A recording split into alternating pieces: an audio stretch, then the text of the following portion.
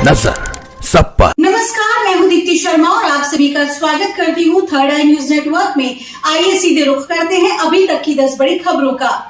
लोकतंत्र के महापर्व पर आज मैंने भी डाला वोट। 21 राज्यों की 102 सीटों पर वोटिंग हुई। आज मतदान केंद्रों पर सुबह सुबह से ही लगी थी लंबी कतारें।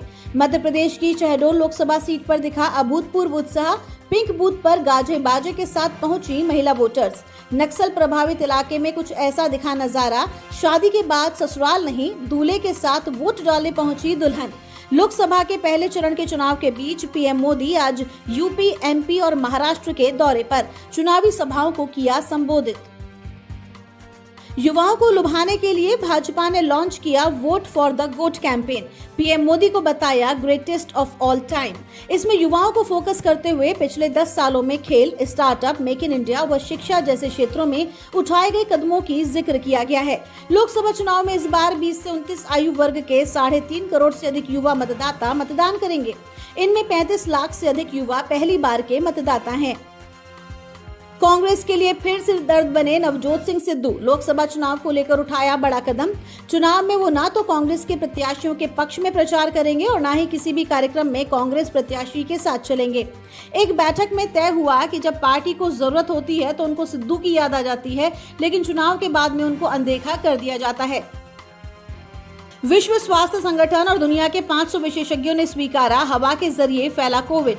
WHO का कहना है कि तकनीकी दस्तावेज से खसरे जैसी मौजूदा बीमारियों और भविष्य में आने वाली महामारी के खतरों के संचरण को बेहतर तरीके से संभालने की रणनीति बनाने में मदद मिलेगी।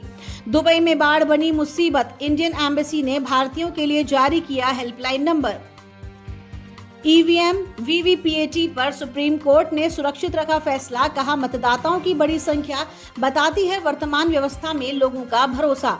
राहुल गांधी का दावा, भाजपा को आड़े हाथ लेने पर कुछ मीडिया संस्थान मुझे हर समय गाली देते रहते हैं। राजस्थान के हवा महल विधायक बाल मुकुंदाचार्य से हो गई भूल, पहुंचे गलत बूथ पर, खड़े रहे 10 मिनट।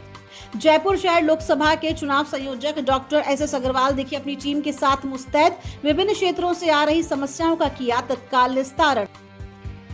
आचार्य प्रमोद कृष्णम के पुत्र के विवाह समारोह में शामिल हुए विधायक डॉक्टर राजेश्वर सिंह सहित कई राजनेता व नव दंपत्ति को दी शुभकामनाएं। उन्नाव में स्कूल में फेशियल कराते पकड़ी गई प्रिंसिपल, वीडियो बनाने पर टीचर को पीटा। वोटिंग के दिन छलका समाजवादी पार्टी के सांसद ST हसन का दर्द। कहा सपा में मुसलमानों की कद्र नहीं, गलत लोगों से घिरे अखिलेश यादव। लोकतंत्र और संविधान को बचाने के लिए वोट डालना जरूरी। जयपुर में मतदान के बाद बोले मुख्यमंत्री भजनलाल शर्मा, राजस्थान दोहराएगा 2014 और 2019 का इतिहास। केन्या में सैन्य हेलीकॉप्टर दुर्घटनाग्रस्त, रक्षा प्रमुख समेत 9 लोगों की मौत। देश में 3 दिन का शोक। अमेरिका, ब्रिटेन ने ईरान के सैन्य ड्रोन कार्यक्रम के खिलाफ बड़े पैमाने पर लगाए प्रतिबंध। इजराइल पर हमले के विरुद्ध हुई कार्रवाई। ब्रिटेन में बीमारी की वजह से छुट्टी लेने वालों की बड़ी संख्या। पीएम सुनक ने की नियमों को सख्त करने की तैयारी। सुनक ने कहा कि मानसिक स्वास्थ्य स्थितियों के कारण काम नहीं करने वालों की बढ़ती संख्या एक चिंता का विषय है। पाकिस्तान में विदेशियों पर आत्मघाती हमला। जापानी नागरिकों से भरी गाड़ी को बम से उड़ाया, धमाके में 2 की मौत। नेस्ले मामले में FSSAI को नोटिस। अब बेबी मिल्क और सेरेलैक की होगी जांच। राष्ट्रीय बाल अधिकार संरक्षण आयोग ने रिपोर्ट का लिया संज्ञान। BSE के CEO सुंदररामन राममूर्ति भी हुए डीप फेक के शिकार। निवेशकों के लिए जारी की चेतावनी।